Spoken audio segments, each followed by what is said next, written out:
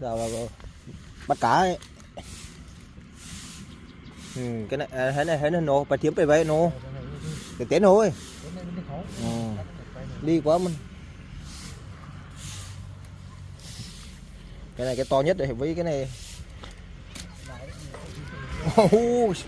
Có sâu quá.